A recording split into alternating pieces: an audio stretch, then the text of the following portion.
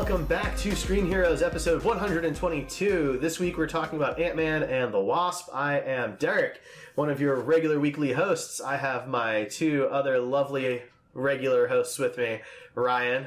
Hello. And Ray. Hi. And we have a returning guest, Chris. Hello. Chris has been on the show several times now. I don't know how many times. I've lost count. I don't know. Does anyone keep track of that? I feel like that should be Ray's job. 3.5. 3.5? Yeah. Because there was one time we mentioned him. Does that count? I don't know. I think I've been on here more than that, there. But it's probably true. Yeah, that was just a random guess. Okay, alright. Well, Since Ray isn't doing her job. she does the scheduling. I'm leaving. Ray does all of the scheduling for the I'm gonna have guests. to go just through all kinda your assume. old episodes and just find out how many times I've been on the show. So someone who listens can let us know. You 5 people. But anyway, so this week we are talking Ant-Man and the Wasp, the first post-Infinity War MCU film. But first we're going to talk news. We have news. So much news, man. Okay, so first and foremost, Steve Ditko passed away. Mm-hmm. And Starting on a high note. He's 90 years old. He's a comic legend, but of course not as well known as like Bob Kane or Stan Lee. He helped create the original designs for Doctor Strange and Spider-Man, two very huge, prominent Marvel characters who, you know, are in the MCU, and they are just very important. Both of them in the Steve Ditko outfits. So that's really cool too. Mm-hmm. Alright, so next up, DC has released some Aquaman toys, and they gave us some new looks at things. Our very first look at Manta's full outfit, and it is straight out of the comic books. You called it a big, wonky helmet. Yeah, because I didn't think they would actually like go with a comic book helmet, because it is, I mean, there's a lot of comic book costumes that don't translate You're to right. real life. But I secretly wanted them to go with it, because it's such a unique helmet, right? And it's a staple of the character. And I didn't want him to go, you know, the Dark Knight Rises route would make it like a mask and super realistic or whatever. And they didn't. I mean, it looks just like the comic book. The suit is really cool, kind of tactical looking. Yeah. He has a very distinct profile. Like, if you were to see a silhouette of him, in You fact, would when know they released him instantly for who it is. Injustice 2 as a DLC and they saw that silhouette, everyone knew it's Black Manta. You kind of can't do the character justice without doing the helmet, right? So... Right. It's And very that's what they did. 70s looking. It's straight out of Super Friends, which I like. I think that's really fun. It looks like it did in the Young Justice TV show. Like Yeah. all the media that's popular, he has that helmet. So. It goes back to Black Manta is not an Atlantean like the others. He can't breathe underwater. He needs that scuba suit. So it works as both a villain costume and a scuba suit. Let's see. Today it was announced that Djimon Hounsou joined the cast of Shazam as the Wizard. Shazam. Shazam. Yeah. And I think That's our only Shazam Gate update this Yeah. week, I think. Oh, yeah. Shazam Gate 2018. But it's a good one. It's also kind of indicative because you can tell like by his late casting how very little of the movie he'll be in. Well, I don't think from the article I read, the casting wasn't actually that late. It's just been kept under wraps. The movie's wrapped. Right. Like they're done filming, so they just. Yeah, but yeah, he probably doesn't have a very prominent role, Right. realistically. The Wizard never really does. Maybe they fired the original actor for it and he's going to be the reshoot version. That's fair. I don't know. I mean, it is just spitballing. well, it's not Warner Brothers. This is actually New Line, I think, producing the Shazam Really? movie. I think they own the rights to. We'd have to look that up, but there's some New Line. There's something going on with New Line. Is it still a part of the DCU? It is. Yeah. That's weird. Yeah, I you thought should look Warner that up Brothers because there's has something the same weird thing. about Shazam where it's Well, not controlled by Warner Brothers or something. I don't know. Well, Captain Marvel just finished Wrapped. So that guy is Wrapped going to be in shooting. both Yeah. Captain Marvel movies. He is. Because if you don't know, Shazam is actually Captain Marvel before Marvel Captain Marvel. But yeah, and both released within a month of each other, so That's it's really kind of cool. random. I'm gonna say Coincidence? all principal filming for Game of Thrones is done too. Yes. Like for everybody. That finished. Everybody's done. No more Game of Thrones series ever. There are the 4 prequels, and they just greenlit one of them. So that's cool. But no, the straight up Game of Thrones, it's done. We're done. They're dead.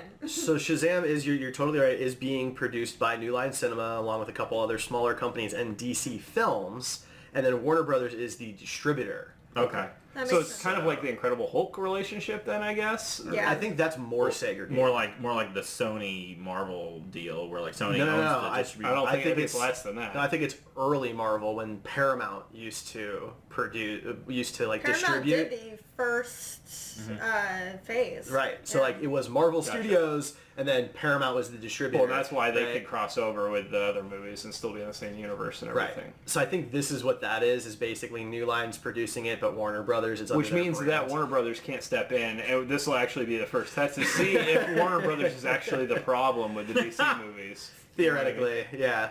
Because, I mean, if all they're doing is distribution, then they don't really have any say over, production or anything like that. So, just interesting. Fingers crossed. Yeah, I mean, Aquaman hopefully is the start of the rebound for the DCU, but then hopefully Shazam continues that. We've said that for literally every single I know. DC film since. I have more since faith in Batman v James Superman. Wan than I do than in Zack Snyder for making an actual coherent movie, though. I gotta say, Well- I think Zack Snyder gets in his head and gets in his own little world a little bit too much because, Sucker Punch is such a huge, monumental failure in the sense that he has no idea what women are actually like. That movie was really just his way to masturbate to underage girls legally. But Watchmen also got a little bit full of itself at times too. The drawback is with Watchmen, even though it's a brilliant film, there's not one moment you see Ozzy on the screen and you think, oh, that's a good guy. Where in the Right. comic books, he's so charming and wonderful that when he turns out to be the villain at the end, you're like, oh, really? But not necessarily a villain. Like when he does that reveal, you're still like, oh This is crap, a I still separate agree. podcast. with Yeah, it. yeah. Well, so I don't think it's fair to keep railing on Snyder though, because he didn't do Suicide Squad, he didn't do Wonder Woman, and No, for all no. intents and purposes, he didn't do Justice League, not the Justice League we all watched. And Man of So- Steel was actually enjoyable for me, anyway. So at this point, there's been 5 movies. He's really only done 2 of Well, them. that's- So But he was producer on all the other ones. I mean, but pretty sure, but he was also a producer on Wonder Woman, and everybody loves Wonder Woman. So But that's I mean, also why I which chose- Snyder do you want to use? I chose his movies that aren't DC. Yeah. I purposely did that. I know, but he that- has flaws as a filmmaker, and that's what I wanted to focus on, not Yes. like. I just meant the initial part of the conversation about the DCEU, like Aquaman and Shazam being the first, not Snyder, is just that. I didn't say I don't that. think that's fair. I didn't say they were not You didn't. Snyder. I thought we were talking about rebounding from Snyder. No, We're talking about rebounding from bad movies. Okay, well, that's a separate rabbit hole then that we can go down. So while we're talking about DC, I guess Joaquin Phoenix officially signed his contract. He will be playing the Joker in some movie about the Joker at some time. No one cares. It's like a weird standalone film that has nothing to do with the DCEU. Yeah. Warner Brothers is launching a separate line of films that will be one-off kind of anthology films, kind of like the Star Wars stories that are not, but segregated from the same timeline. So Which could very actually much be like cool. what Sony's doing with their Spider universe. I mean, DC's already done it animated. Like, The Killing Joke is not in the DCAU, Right. yeah. right? So this is not new for Warner Brothers. They're just going to do it with live-action stuff now. And that's fine. And they even could make it canon considering in the New 52 they fully admitted that there were 3 Jokers running around. So, there can be connections if they decide to go back Yeah. on their word. Well, this is a route that Marvel hasn't taken. They haven't released other Marvel characters, outside of the universe. So it could be something that's successful for them. I mean, if they did Elseworld type stories, I think that doing a Joker movie is kind of not the right way to start it. But I guess we'll see. Yeah. Do something that's further disconnected. That I would see Kingdom Come. Sure, I'd like yeah, to that would see be like great. a Gods and Monsters live action. Yep. My problem That'd be isn't fun. that Wouldn't the it? Joker isn't disconnected enough. It's more of just the whole point of the Joker is not to know his origin, right? Yeah. And I mean, I guess I had the same Is complaints this the about Solo Origin one, before. or is the one that Jared Leto signed on to do again the Origin one? Oh, jeez, I guess I don't know. Right? Or maybe they both are. They will both be completely different origins. That's fair. You're right. Each a different Heath Ledger I was gonna story. say, will that he told. that play into the idea of the Joker being so unpredictable? No one knows his origin. Nobody knows how many movies he's going to get. That's true. Whatever. All right, moving on. Indiana Jones 5 is delayed until 2021 without explanation at To this no one's time. surprise. My bet is Harrison Ford got into another plane crash and miraculously survived because that man is insane at the age of 512. So I didn't get to read all the details, but I did hear that Disney, I guess, shuffled like their entire 2019, 2020, 2021 schedule. So That makes sense. It got moved along with a bunch of other films. Wait, is Indiana Jones being produced by Disney now? Well, it's with Lucas because it's a okay, Lucas I'm behind on film. Well, look at Disney's 2019 lineup. They have Captain Marvel, Avengers 4, and Spider-Man 2, right? For Marvel films, yeah. Then they have Star Wars 9. Then they have 3 adaptations of their own films. Dumbo, and Aladdin, and Nutcracker, Lion King. I thought Mulan was next year. No, that's 2020. Really? Yeah. So many movies. They needed more. It was originally going to be 2019, and then they would have had 4, but they're making Mulan an epic war movie, so they needed 2 years to film and edit and do everything instead of just the 1 year. There was a time where Mulan was slotted for this year, by the way. I just said that. You said 2020 from 2019. I'm saying it was slotted for 2018. Oh my goodness. Originally it was supposed to be this fall. That's crazy. Yeah, originally. Can we please bring back Ming Na Wen? Basically, like, it She was... doesn't play the mom, I'm out. I was going to say something. It was I still want her in the movie in scheduled some for fall capacity. 2018 in, like, January, and they hadn't cast anybody yet. Yeah. So I knew that probably wasn't going to happen, but seeing it push to 2020, that's a little surprising. I mean, they're animated films. They also have a Toy Story 4 and Frozen 2 All coming right. out next year. So Wreck-It it's a Ralph. What is that Shit, later? That's this year. That's year. Yeah. giant year for Disney next year. Well, I mean, this year was too. Jurassic World was the first non-Disney owned property to reach $1 billion at the box office. So, Good for them. you know, took till July for somebody else to do something. But anyway, what else we got? Wonder Woman, Gal Gadot visited a children's hospital in West Virginia this weekend, and everybody loves her. You know, No surprise there. no Yeah. surprise. She's a charming human being who, you know, She went in the Wonder Woman suit. It Yeah. wasn't She just did. like she showed up in a hoodie and like loafers. she could have, and people still would have loved it. Yeah, You know? yeah, it's true. But yeah, Like, tiara, snuck in the full back door. costume, gauntlets. I mean, she had the full shebang ready to go. Yeah. Hugging She children. It visited looks like adorable. over 25 kids, and To be fair, I'm sure it's easier to go in that costume than like the Iron Man suit. So that's true. well, that's why he always goes in a suit and the sunglasses. Yeah, Right. the Tony Stark look. Yeah. yeah. He could Chris Pratt goes in the full Star Lord, and Yeah. and Chris Evans goes in the full Captain America, and neither of those costumes are probably super comfortable either. Oh, of course, I'm not saying. Star-Lord's isn't bad. Like Caps, sure. Caps is like a full He can say that tactical. because he's worn it. Right. Yeah, like Star-Lord's. He hasn't worn the movie suit. Like when it's. I mean, yeah, but I'm just saying It's a the way those t-shirt things and cargo fit, it has to pants. be super tight though. I mean, I guess if you wore the Guardians of the Galaxy 2 one, it's literally a t-shirt. I mean that's what it's like. You know what I mean? Yeah, Like, that one wouldn't be bad. and like if I had the body he had, a super tight T-shirt's probably not a big deal. Right. You know? So, True. no offense to Chris Pratt, it's still great that he does that. It's just probably an easier costume than Caps is. That's all. So, true. Yeah. Anyway, any more news? Yeah, Billy D. Williams is coming back for Star Wars 9, and I don't really care. Funky. Yeah, I mean, I'm a little surprised. He's pretty up there age-wise anyway, so I wasn't sure he'd be able. He's been doing con appearances, and people keep saying that like he's almost inarticulate, like they can't understand what he's saying because So it's gonna be like Age. Bane. I guess on the Dark Knight maybe Rises. he just stands there. That's two Maybe Dark Knight he Rises also already. gets sucked out of a plane, and then he goes into a Space Force coma, and then he's fine. Maybe. But maybe he pulls a Mary Poppins. You Maybe. don't know. They could have Donald Glover do the voiceover work for it. Oh God! Can't Donald Glover just show up at 9 like? Right, just age him. Yeah, they're really good at the de-aging Yeah. now. Just go the other way. I mean, any aging makeup has been around forever. So Right. Pull a Benjamin Button, and it's just... Lando doesn't even have to be in it. Like Donald No, Glover can no. just show up. I'm Just kind of Donald irritated. Glover? Yeah. I'm kind of irritated that Lando's going to be in it because it's like, do we really need to bring back like every single character that had more than a line? I Let's highly also not forget that in '96 he beat the shit out of his girlfriend to the point where she was hospitalized. So I learned about that thrown in last jail. night. Yeah, I didn't know about that, so that's incredibly disappointing for a totally different reason.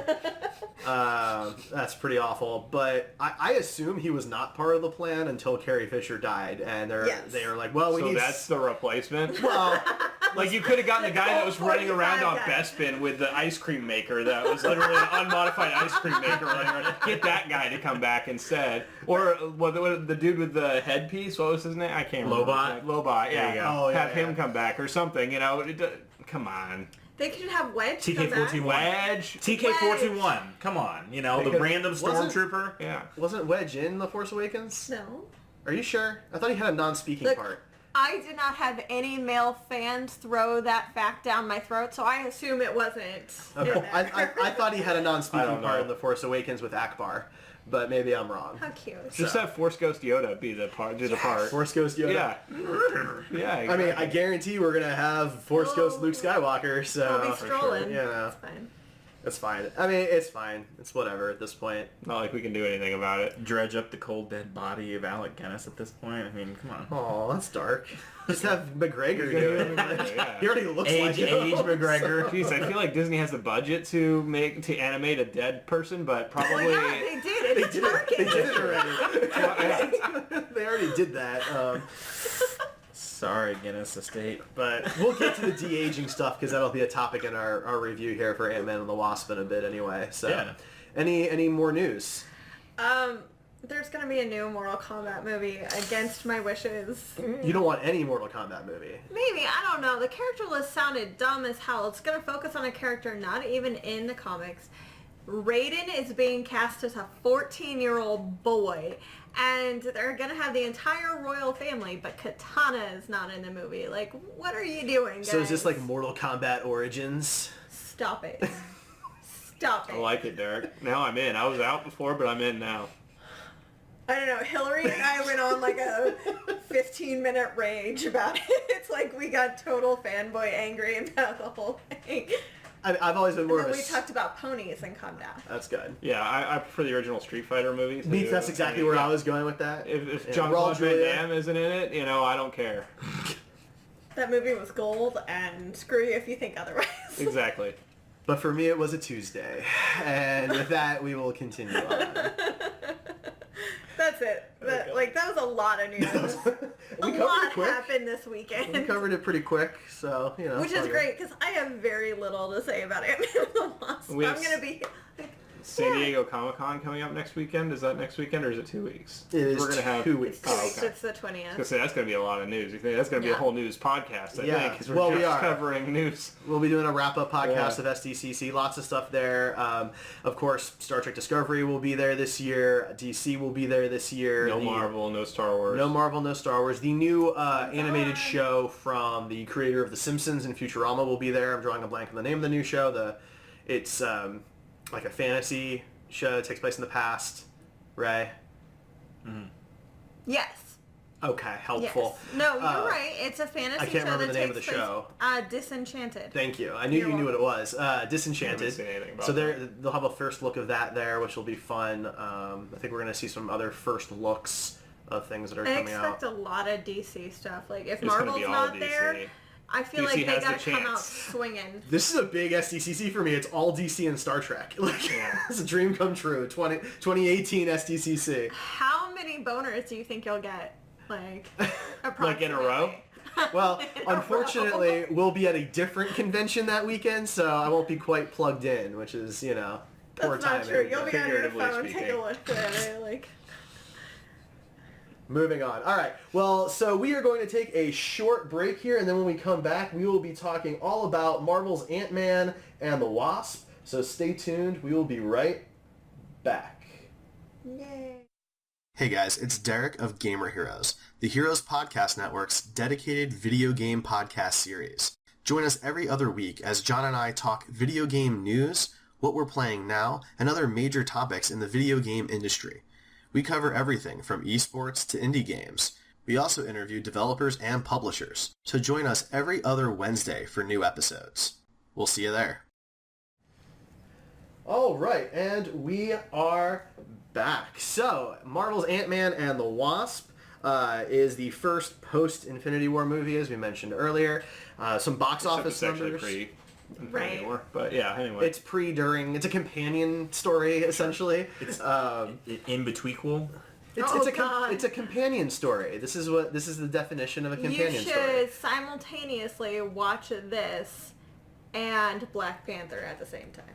Because I think they're both occurring around Actually, the Black exact Panther same happens before Homecoming. Homecoming then happens before Strange. I'm And gonna then... vomit. All right. Anyway, quick box office numbers. So it did okay. It did better than the first film. It brought in almost 76 million domestically, plus another almost 86 million foreign numbers. So over 161 worldwide in its opening weekend, which is easily not bad. took the top spot. And July is not like the biggest summer month. Like Not August anymore. usually has a ton, and May has the most. So June and July are just meh. yeah. It used to be. I mean, July 4th used to be the weekend of the year, and that's not really the case Thanks anymore. to but, literally the Independence Day film. well, Like that did yeah. it. But yeah, so it beat out Jurassic World, and it beat out Incredibles 2. That's the number 2 and 3 for the weekend. The original Ant-Man, only brought in 57 million its opening weekend. So it did a lot better than the first one, which is good news, but it was still only the 16th biggest MCU opening. There's been 20 MCU films now. This was number 16 on that list, with Thor, Captain America First Avenger, the original Ant-Man, and the Incredible Hulk rounding out the bottom of that list. So not the best company. But I feel like the Ant-Man movies is the same thing with the first one. I don't see nearly as much advertising or like hype for Ant-Man movies. Mm-hmm. It's not saying anything about the quality, but it's just, it's not their biggest character. No. Well, they figuratively and literally. This is the second time that they've tacked it on the end of something. Yeah. Right? It was technically the first one was technically a Phase 2 film, even though it was after Age of Ultron, and this one is now after Infinity War, but the majority, like the movie takes place basically before Infinity War. It's because no matter what they do, they can't find a way to merge Ant-Man with the rest of the cast. Like, he kind of stuck out as a sore thumb in Civil War, and I don't know why that is. Maybe it's because everybody else is completely deadpan serious, and he's the only one going... He's the only one that This seems like sucks, they're an guys. actual human being. Yeah. But he didn't stand out for me in terms of like doesn't fit in. He just was the relatable guy in the group, and for me anyway. Right. No, I agree with you there. But he does kind of not gel, I guess, with the seriousness, especially the seriousness that Civil War was trying to conjure up. But yeah, so I guess we'll go around real quick and give just a short non-spoiler take on the film before we dive into our spoiler section here. Ryan, just initial non-spoiler thoughts. It was good. I liked it. They utilized the power set interestingly, and Wasp is a good addition. Yeah. Ray? Very similar. Like I said when we were off the air for a second there, not much to critique, but also not like a ton to praise. It's very middle of the road, and it's a satisfying superhero film. The problem is it's in an ocean of like phenomenal superhero films, so I'm probably gonna forget about it in a couple months. Chris? I found myself enjoying the movie the entire time, watching it in the theaters. There wasn't really a dull moment for me. There were ups and downs, but like it was all good in my opinion. Yeah, I actually enjoyed it a lot. I thought it was really funny. You laughed so much. I laughed a lot. I love Paul Rudd. Like, I'm a Me too. huge Paul Rudd fan, and that helps, right? Of course, if you like the actors going into a movie. And the supporting cast is good too, you know. Michael Pena. Oh, he's so good, right? And he's even better in this one than the first one because they gave him a little more to do, right? Because he was everyone loved him so much in the first film. But yeah, so I thought it was just a lot of fun in a time when even the MCU has gotten kind of serious. Like it or don't like it, Infinity War was a pretty serious movie. Any way you shake it. We needed to pep me up. Right, but the way I'm looking at it is like you're not necessarily if you're not going to the theaters, you might not watch this movie right after Infinity War. So Right. I'm not gonna try and make it. I think when you come out of a movie and you're really hyped about the movie, like I think this one we might be giving a little bit, or at least me, I might give it a little bit extra because I'm like, man, compared to Infinity War, this was like a pick me up. But I mean, I'm not taking the movie on its own merits at that point. And I think it's a fair point. I think it's important to keep it in that context because Marvel has created this atmosphere for us. Mm-hmm. They want us to take it in the context of Infinity War, and they wanted Infinity War to be taken in the context of Black Panther, and if that's what they want us to do, then, I guess that's an advantage to their films, but... Sure, for us, we're seeing it in theaters every opening night, pretty much, so, yeah. Coming off of that, at the night I saw it, I couldn't separate and be like, well, this is actually only a middling movie because, compared to Infinity War. I went in there having watched both Ant-Man 1 and then Civil War, like, the night before the film. And so my mindset wasn't Infinity War, it was what's Ant-Man's story up to this point, rather than what is every superhero story up to this point, and then back to Ant-Man. It's just like, okay, I'm going to focus on Scott Lang's character, and that prepared me better for this film rather than going straight into this movie having watched Infinity War. Yeah, I haven't seen anything since Infinity War until this one, of course. So yeah. All right, well, let's dive into spoilers then. So this is your spoiler warning at this point. If you have not seen Ant-Man and the Wasp, and possibly if you haven't seen some of the other films like Infinity War, things might get spoiled for you, especially when we get to talking to the later parts of the film. So where would you guys like to start? Antonio Banderas. And that's all we really Ulysses S. Grant Ant. Look, I love that he wants to name all of his ants with pun names because that's exactly what I would do. Right? I think that's a great idea. I owned a frog named Francis Frog Coppola. I'm with you. I am on board with it. My sister had 2 fishes that were all fish puns, so yeah. Ryan, how are you on animal puns? No. You've never really. wanted to. I've never had any desire to do that. Luna is getting a credit in my calendar as the paw-deucer. But waka waka. He hates me a little bit more than he did 20 seconds I hate ago. pet owners that do that, yeah. It's sad. And this is coming from the guy who only wants to play video games where you can get a dog. Listen, I want 2 Sphinx cats, and I want to name one of them Count Chocula and the other one Frankenberry. That's how I name my What about animals. Booberry? No Booberry. Ooh, okay. Blasphemy, Derek. There's no Booberry in my I'm household. sorry. I'm going to buy you so much Booberry. All right, That's so... the trick. I actually love Booberry. That is your clip for the show advertisement, that was good. by the way. That was really good. All right, anyway, so let's dive into the film then. So we start off, of course, with Scott Lang being under house arrest. We learn a little bit about what happened post-Civil War because he was arrested. And I found it a little fishy that Hope and her father were also now wanted criminals because Scott stole and used their tech.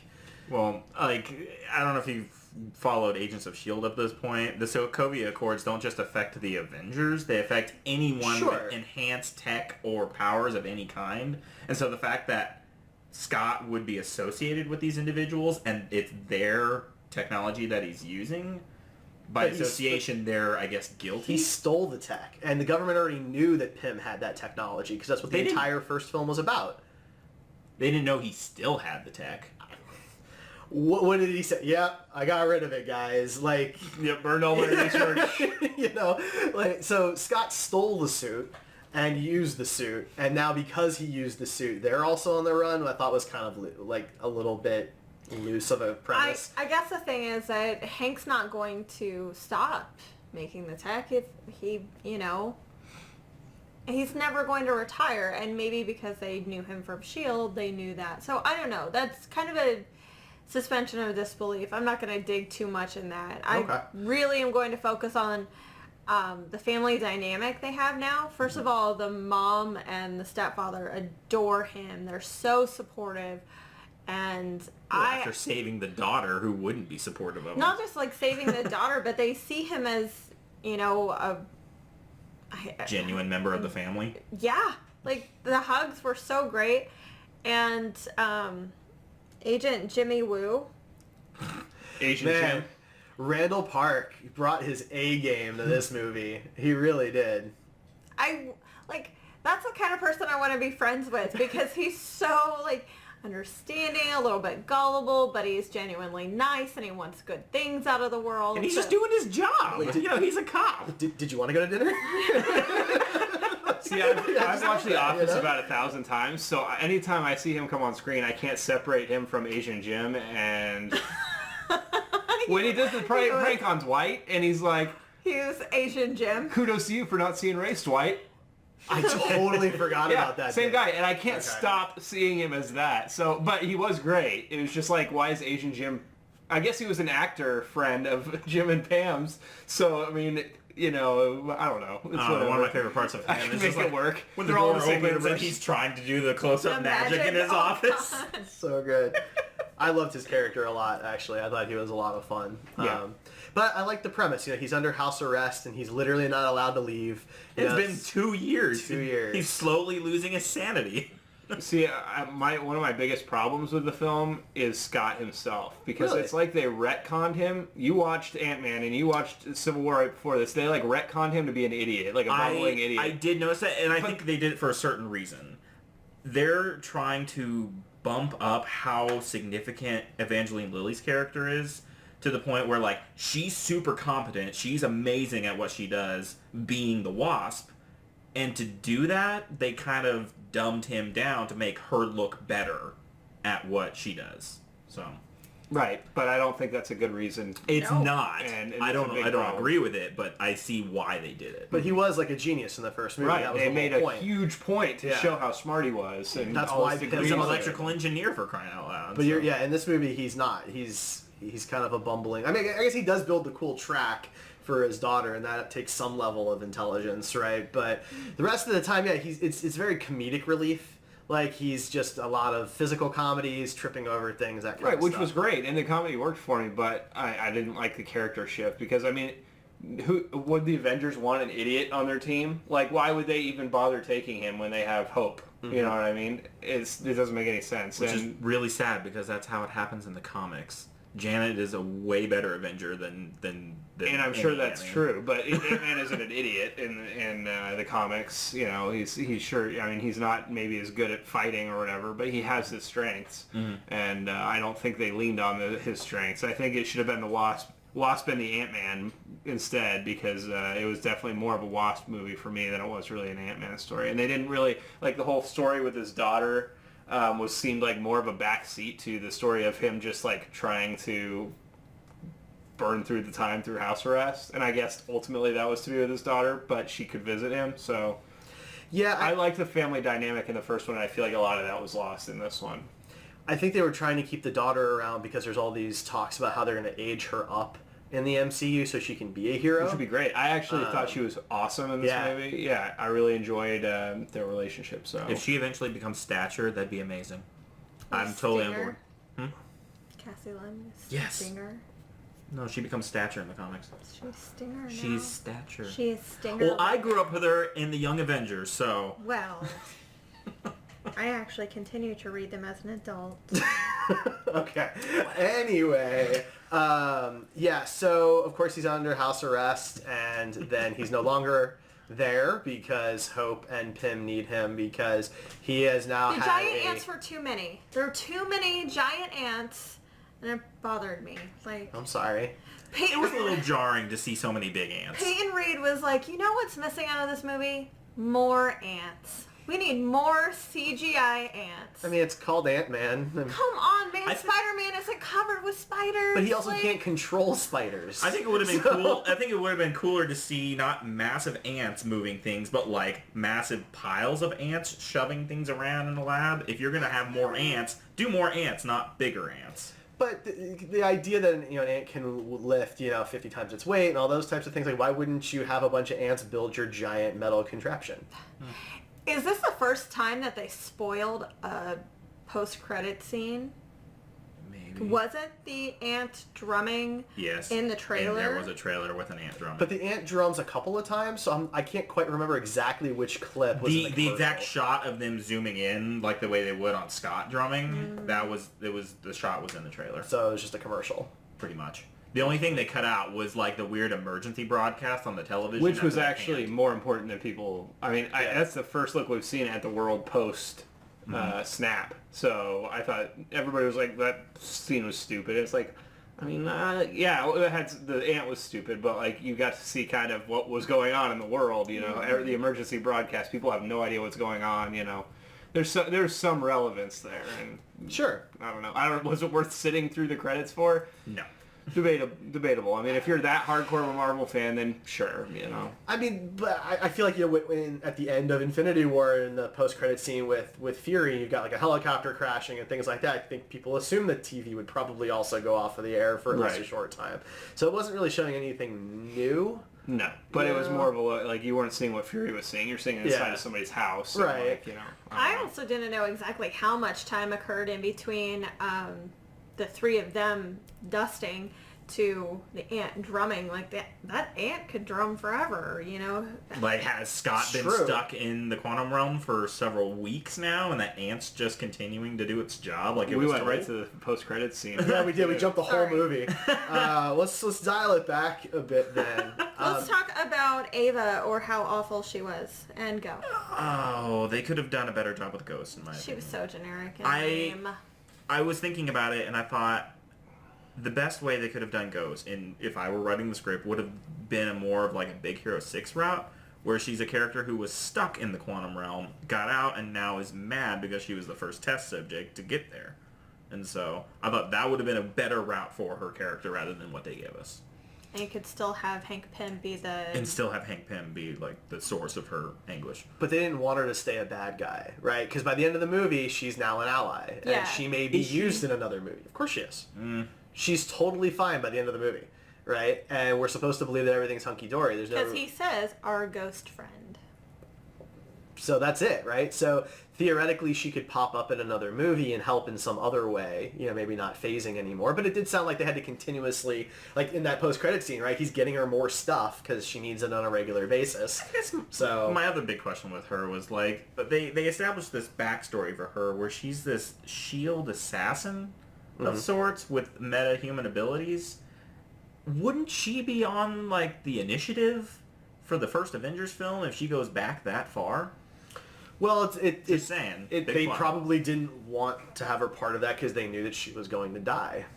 But like still, aliens are attacking. You pull out your guns. You know. Or maybe Or Nick did she Fury did she know defect that. before that? You know. Maybe she wasn't S.H.I.E.L.D. I don't think they said it was S.H.I.E.L.D. She said she worked for the government. She No, said she shield. said shield. She said S.H.I.E.L.D.? She said shield. Specifically. Okay. She did say S.H.I.E.L.D. Well, then I guess that's a plot hole. So, you know, I mean... It'd be nice to see like a timeline for Ava in terms of her It was in the also first Avengers very film. unclear how long she's been doing anything. Yeah. Right? Like, okay, she was a kid. When did that happen? And then how old is she now? And how long has she been an assassin? Like, who knows? She could have been an assassin for a year for all we know. You know, so that would have been post the attack on New York anyway. Right? Because the attack on New York was 6 to 8 years ago, depending on which movie you watch.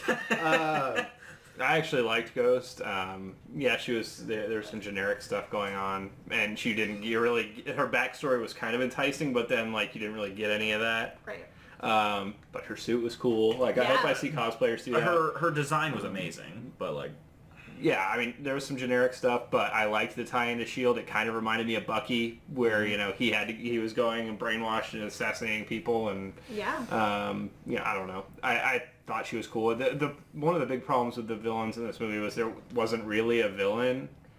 Like, I mean, I don't know. There was like the gangster guy, right? Sonny the Birch. Sonny Birch. Yeah, that was just like all he literally was a device to move the literal plot forward. and He was a give- very 80s villain. Like, where Yeah. he's just trying to make I some like money. 80s, and I right? didn't really like it. Well, you know, but his he purpose in the doesn't movie is fit. to provide punching bags for Janet and Hope and Scott. He doesn't because really if they're fit the punching police, MCU. you feel bad. Right, the MCU villains are all big world-ending villains for the most part. They want Right. to take over the world. He just wants to make a few extra bucks. Well, that's something I like So- about the Ant-Man movies is that they are like not world-ending things. They're like small, compact stories, and you know, not everything has to be a crazy world-ending disaster. I mean, that's how Incredible Hulk was. They fought in the middle of Harlem, and here they fought in the middle of San Francisco. It was on A a condensed story. localized fight, and But there hasn't been. I mean, out of 20 movies, you're right. the Most of vast them are majority like are crazy megalomaniac, world-ending Right. apocalypses. It's And kind of nice to have a reprieve from that and have a smaller story. It's a little weird though, because you got so much. he's only really a villain because he's working with somebody in the FBI. But the truth is, the good guys are really wanted anyway for breaking the law. So the FBI is doing their real job. The guy's not really turning in innocent people. He's turning in people who are actually wanted criminals, right? So he's kind of not doing a bad thing to do something on the black market. That's really not a big deal. And then the real bad guy is not really a bad guy because she ends up being a good guy. Right. So it is a little... There isn't really a clear villain in the movie. And Everybody's just an antagonist to somebody else. Right. The film kind of, I don't know, it doesn't follow your typical superhero good guy bad guy formula. If anything, I felt more like an adventure MacGuffin film, more akin to like the Indiana Jones films, where the entire film, everyone has an agenda and it's to get the suitcase building. Yeah. That's it. The building is the MacGuffin, and who has it in the scene dictates who's driving the scene. Right. Yeah, pretty much. Now, one thing we've kind of skipped over is, especially early on in the film, they use a lot of the de-aging technology to show some stuff that happens in the past. Mm-hmm. I thought that it looked really good. I feel like each time they use this, it definitely gets better. Yeah. And it makes me feel more confident for the Captain Marvel film, where they're going to have to de-age Samuel L. Jackson for the entire movie. Okay, so... And Phil Coulson. Are they de-aging him too? Oh, yeah, Pretty he's sure in the movie it's in too. the Well, I know 90s, he's so- in the movie, but since he's a life model decoy, he could have been this age for a very long time. Is he? He's never been established as a... Yeah, we don't... Okay, It's he not... died in Avengers, and he's no longer dead, right? Right, but he's not He's alive. It's not not a life dead. model. dying again in season 5. Yeah, But but when they pretty... I mean, it's pretty... There's not a... There's... It's pretty clear not a life model decoy at this point. Did they bring the original body back to life? Yeah. Yes. Yeah. In That's lame. episode 3, dude. Yeah. I don't remember that. It was early on. That was literally the entire story of season 1. That's how little I liked the show. Yeah. So Oh, it got so much better after season 1. Hank Pym is the villain. Always. Anyway, Ray just wrote that on a piece of paper for some reason. Because we've been arguing who's the villain of the movie. I figured I'd give people incentive if I, just show stuff to the camera. Just make signs for the camera. Anyway, I want it to be said that so far their de-aging is so great because all the actors they're de-aging have had 40 plus year careers, and they can go back and look at, oh hey, Michelle Pfeiffer in Scarface, I'm just gonna do that exact cake. Got it. No, you're right. I mean, the new technology uses algorithms with reference footage to do this stuff, right? So obviously, these two actors and Samuel L. Jackson, of course, have a ton. And Kurt Russell. And Yeah. Kurt Russell. Guardians of the Galaxy. Now that Kurt And Russell's helped a little bit Tony because Stark. they use real prosthetics, and his only makeup artist of his entire career. Right. So his was a little more unique and actually a little more impressive because they used less tech for that. But The only one that threw me off in this movie was Lawrence Fishburne.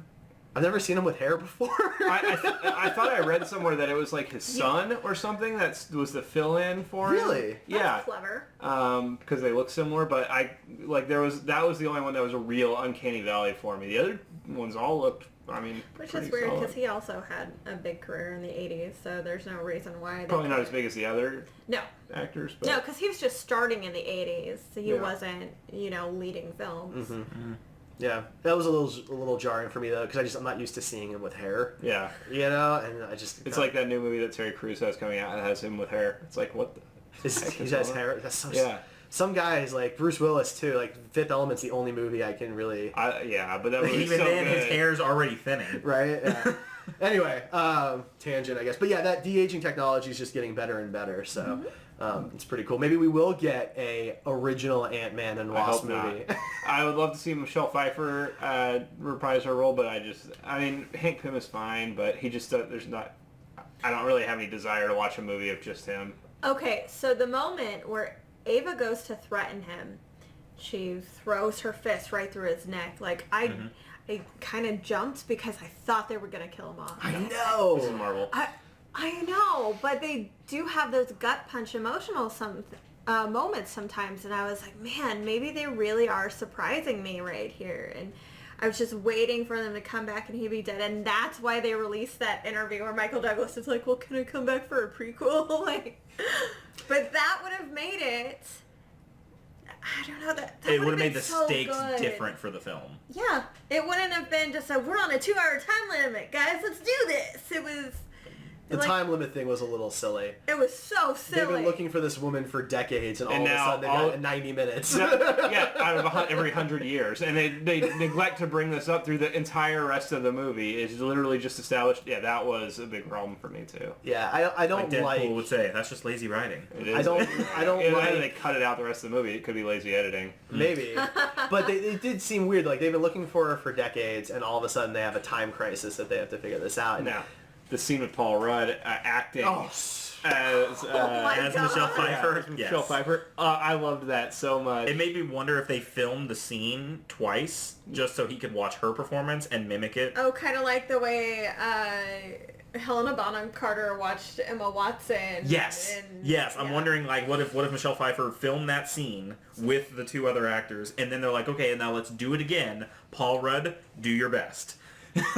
I loved that The scene. fact that like he differentiated his entire mannerisms from Janet back to Scott was so impressive. Because at first I was like, this is the silliest bit ever. And then But when it he worked. comes It back so worked. and he looks at his hands holding Hank's thing. I laughed so hard. I was in for that. Yeah, He has fun. some range. Like people give Paul Rudd a hard time a lot of the time, but as just like a one-note actor. But he does have some range. Go back to his earlier days when he did dramas, and they're pretty Go watch impressive. Clueless, right? I mean, talk Right? about deep. He's he a was good the deepest actor. character in that. That's true. That's true. He's a good actor. People just like to see him do these kind of fun, every guy It's comedic because that's roles. who he is in real life. Yeah. Every time he appears on a talk show, you know, he's the guy like dancing, and Well, that's he Carlton. does the Oh, he does the Carlton. Have you ever watched the blooper reels? What? He does like the stunt on Conan for every movie. Oh. Where from Mo and Me or Mac and Me. Mac and Me. Oh, I right, was gonna Mac and say Me. mac and cheese. Yeah, which is No, good that's too. the Joey Now I'm just Tribbiani hungry. TV show. Anyway. So, What did okay. you guys think of the use of his powers in this movie versus the first one? I didn't like that his suit kept malfunctioning. I understand I hated it was the regulator. when the he's whole in is like it's a elementary school. prototype, and so like it's keeps like Shorting out. shrinking and growing him when he doesn't want to be shrunken or grown. And I'm just like, okay, this is getting old after a while. Either establish that he can control it or just whatever. It was just another kind of lazy plot device. We want to put him in funny and complicated situations, so we'll just give him something that randomly The malfunctions. comedy actually made up for that for me. Yeah. I guess it was lazy, but that elementary school scene, I loved it. It's It reminded funny, me but of it's not Iron good Man 3 storytelling. with the Mark That's true. 42, how it kept malfunctioning and like it wasn't working. I'm like, okay, this is just It's a bit of that, you know, except that like this one is just so plot specific. And after seeing Deadpool 2, and sorry for spoilers for Deadpool 2, I felt like the two movies were trying to do the same joke. oh, the baby legs. Yeah, and like it didn't really work for me in either movie. Really? So Oh, It when they works. offer him a juice box, Yes, and it he's worked just like, for do me you once have he got one? in the van that's funny, and right? Hank wouldn't drop it. Like, Hank was never the dad to take his daughter to school. This is the first time Hank is having this conversation. And that part was funny. It Yeah, was just I that liked the that. running around the school in the hoodie and his size isn't quite right, and The flaps she's flying got to around as get he's- like. Why couldn't he just tell her what room it was? So You know? this kind of points out a problem that I have with Marvel films. Like, the men get a lot of range. They're never going to put one of their female heroes in a situation where they end up looking ridiculous, you know, because women don't get embarrassed. We just wear really skin-tight suits and, you know, have butt poses and stuff. Like, it would never be the other way around. The But closest might be Black Panther with Okoye and her funny wig. I don't know. but she... No, but she was being tough the whole time about She the whole was. thing. I mean, that's true. That's true. Just- But the guys look like idiots, though. I mean, so do you? I mean, do we want the women Do we want characters to women look to like look like idiots? Depends on the women character that's on screen. I'm just saying, like, that gives depth. Guys are allowed to be flawed, and the women in Marvel are not. Mhm. I mean, that's a long-standing trope, even on television, of the sitcom where you have the attractive wife and then the idiot fat husband, right? That was a very common 90s and early 2000s. It still trope. is. Yeah. I mean, I don't watch as much TV anymore, so I believe you. But that's all. It's been around for a long time. James keeps getting jobs, therefore it's still a trope. Well, he's even with his old TV wife, so it's the same show, right? Like, but that's just a trope that's kind of gone on for a long time. So I don't know. I mean, it's a good point. I liked the on a different subject, getting away from that. Definitely, please. I liked the little car, like big car so stuff. cool. Yes. The chase scene was pretty cool. Louise. Yeah, I thought that was that whole thing was interesting. Like when they in the beginning of the movie when she grabs him and it's you just see them in the car and then it's the giant eye comes down and you're like that was obviously a Jurassic Park tribute right there. It was so fun to see that case that he holds all the cars in because I actually have one of those. Yeah. Yeah. I really liked the end scene where it's the drive-in and they're at the laptop and a mom comes down and shakes them off. Like that. Yeah, I really liked all the different uses in the trailer. All the ways they made things, shrink and get bigger, looked dumb, and I was going to be disappointed. And here, seeing it in context made me very happy. The Pez dispenser wasn't as stupid. The salt shaker wasn't stupid. It made sense to what was going on. And I appreciated that. So the physics are really weird in this movie. Yes. Like talking about the salt shaker scene, like Yes, please. the one they show in the trailer when she's like walking on the knife. First of all, for that guy to throw 3 knives in the amount of time that she's like running on him, there's no way, unless that guy is the Flash, that's happening. But then so they have the power to punch a guy at full strength, but when she's running on the knife, it's not pushing it or doing anything. Like, I get it, Pym particles, you don't have to explain shit. It's like Speed Force, but come on, we're supposed to believe this is Or like a realistic when the universe. car shrinks down, why is it not going this fast? Yeah, it can keep up with the other cars. Yeah, it's That is just a problem. It's still going super freaking fast It's for weird. a car. And there was a lot of examples in that throughout the movie.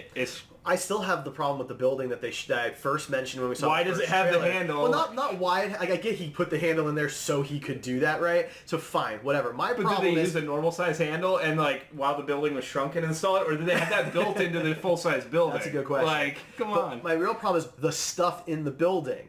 And when it was first abandoned, I'm like, all right, so it's a bunch of junk in there, no big deal. But then, of course, it's got the most advanced piece of technology on the planet sitting inside of it, and they're rolling it and throwing it, and it's bouncing all over the place, and nothing ever gets damaged. yeah, that thing should have looked Then again, that's like that in a lot of movies. So like, How many movies do you shrink down a building and that happens in? but just like stuff rolling in general, and then you cut to a scene later on when then things are rolling. It's like, no, it has to be rolling from the beginning. But this or is not the at all. entire MacGuffin of the movie we were talking, right? This thing is in the entire film, most of the time a tiny size, and nothing ever breaks. Did you notice that in the lab that they had, beyond the ants doing the construction, they had other kind of gags in there that were large, small things, like the quantum whatever it is, MacGuffin thing, was actually powered by a giant Duracell battery. Yes. I missed that. Yeah, and there's some other things. There's in there like a too. knob that looks like it's off of an amp with a saw paper that. clip on it. Yeah. There was the giant battery thing. I don't think actually makes physics sense because you're not adding. You're not. No, it doesn't make of physics the sense. material. But nothing in the movie makes physics sense. I'm just saying, some of those gags were kind of cool. I don't know. Seeing a giant Duracell battery was neat. So if Thanos had actually just discussed things with Hank Pym ahead of time,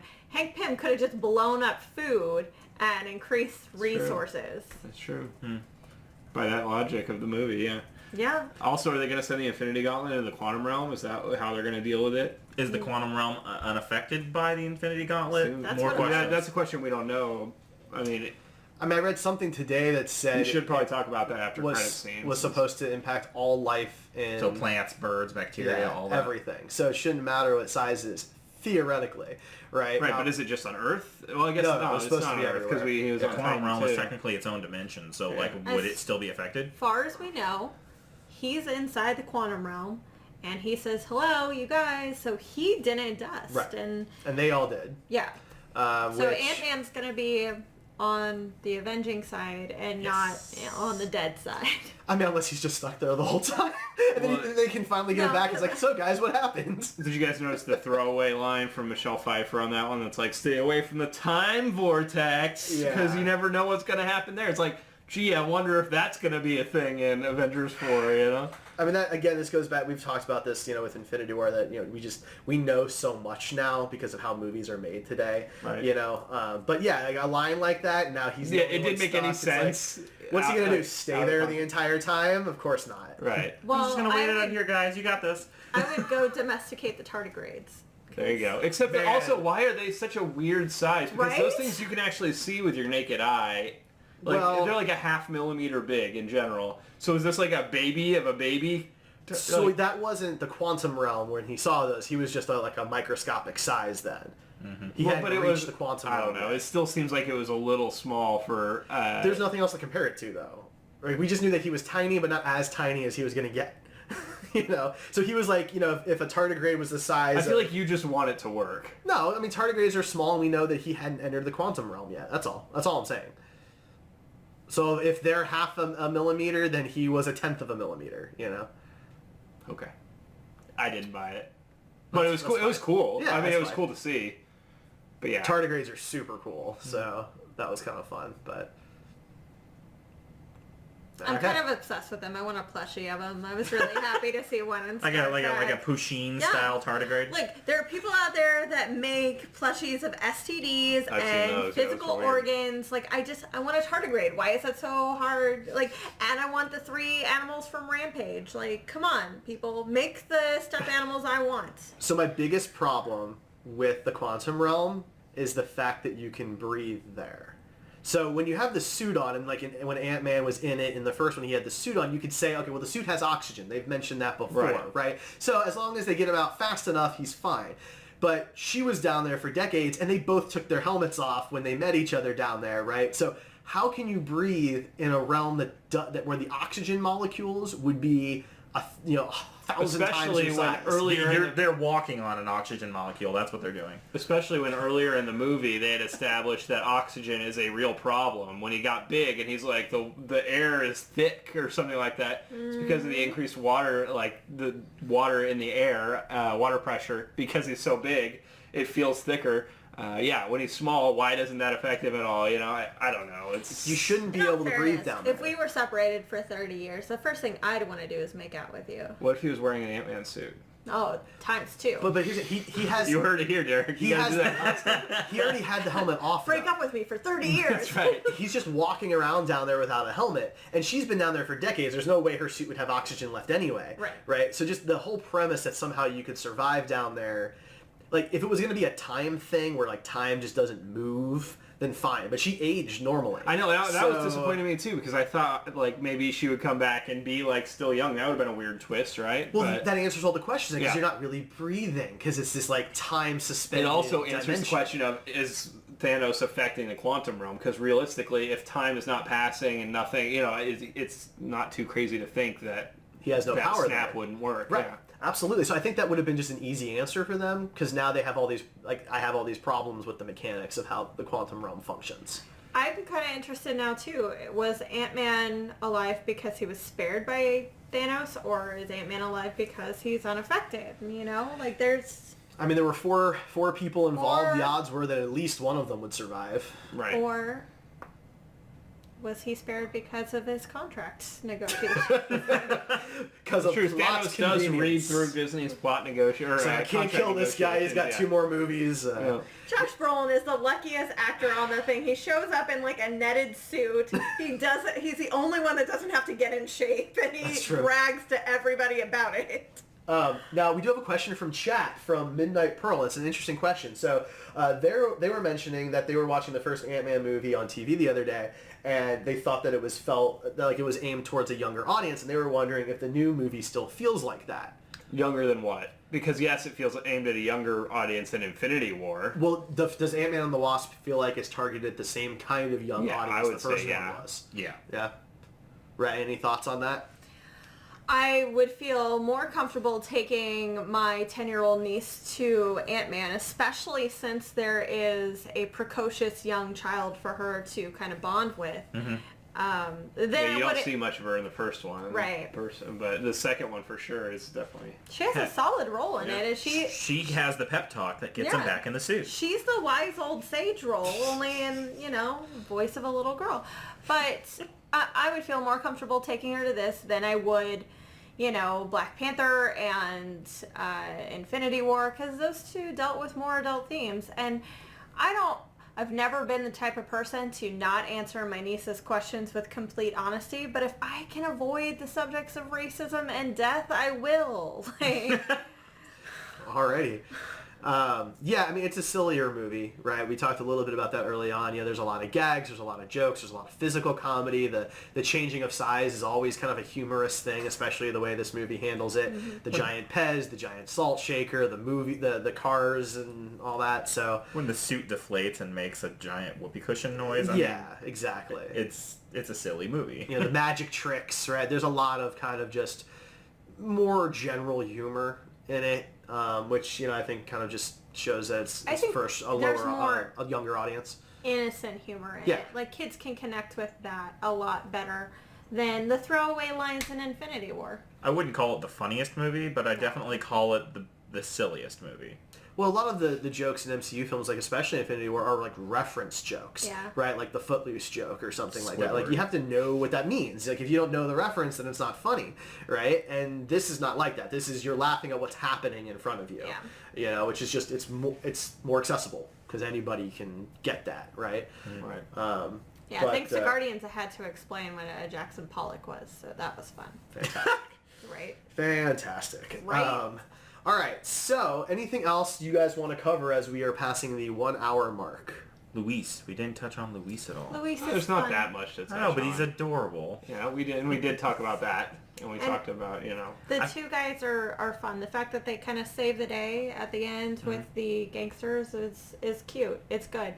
I forget his character's name, but the Eastern European gentleman, the white guy. From Kansas. Yes, he's from Kansas. He comes to Planet Comic-Con and he's so nice. So. The one with the thick Eastern European accent. Baba Yaga. Baba Yaga. That whole bit was pretty funny. The truth serum thing was pretty hilarious. I enjoyed that a lot. Seeing the first meeting between Paul Rudd and Michael Pena was great. When he has the Manta. That was fun as well. The fact that they shot all those scenes twice so they could do that voice and those words, like that was fun watching Hope Van Dyne say those things. Like I know that lots of fans and even us had wanted him to have an opportunity to do like an MCU recap before Infinity War. Doesn't mean he can't still do one for now, right? Infinity War is over. There's plenty to recap. Sure. Let the man do it. Ant-Man will get out of the quantum realm and be like, what happened? And he just recaps all of Infinity War for Ant-Man to get him up to speed. Oh, he probably got dusted. No, it'll be his daughter. Alive. It'll be his daughter who gets dusted, and that'll make it personal. Oh my God! How dare you? You're not invited back for at least a month. I'm getting. That's how they age her up. I'm done with you guys. Anyway, we're not going to speculate any more on Avengers 4 for now. I'm sure we will at some point in the future. Let's go around and give kind of our final grade for the film. We do this. Obviously, opinions change over time, so this is just how we feel today. An A, B letter grade, plus and minuses are fine. Ryan, start us off. I'm going to give it a C+. It wasn't the worst Marvel movie by any means. It also wasn't the best Marvel movie. It was somewhere in the middle. I enjoyed it. I thought it was funny, but I don't know. It didn't scratch the itch for a Marvel movie for me. So, right. I'm going to go with B-. In the end, I laughed a lot and had a fun time watching it. I don't think calling it the first Marvel rom-com was accurate. No. But it is what it is. The trailer tells you exactly what the movie is. If you don't like the trailer, you're not going to like this film. That's all there is to it. Chris? I'd give it a solid B. I enjoyed it. I think I liked the first one a hair more than this one, but mostly because it just had a more focused plot.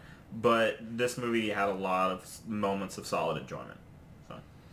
And I'm going to give it a B- as well. It was fun. I really thought it was a fun movie. It's probably one of the more watchable MCU films. Some of them are kind of heavy, right? You can only watch them so often and things like that. But it's definitely not bad. It's no Iron Man 2, or anything like that. But it's certainly no Winter Soldier either. So it's somewhere in the middle.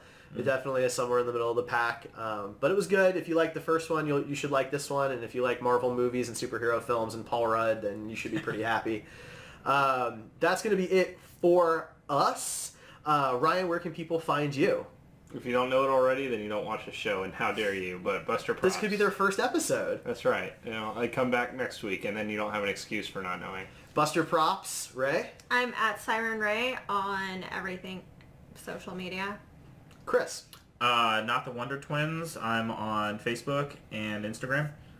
And I am the Star Trek Dude. You can find me on Red Shirts and Runabouts, our Star Trek podcast, as well as Gamer Heroes, our video game podcast. And we are Screen Heroes on the Heroes Podcast Network. You can join us live Tuesday nights at 9 p.m. Eastern, 8 Central at twitch.tv/Heroes Podcasts. Join us next week where we continue our series of rewriting the DCEU. We're going to be doing Batman v Superman next week. And join us next month when we finally rank all 20 MCU films. Fantastic. You can find us at Heroes Podcasts on Facebook, Twitter, Instagram, Twitch, you name it. We are out there. You can get the podcast anywhere that you can get your podcast. Thank you to everybody who joined us in chat. Thank you to all of our Patreon subscribers and contributors. You all have a good week. We will catch you next time. Bye.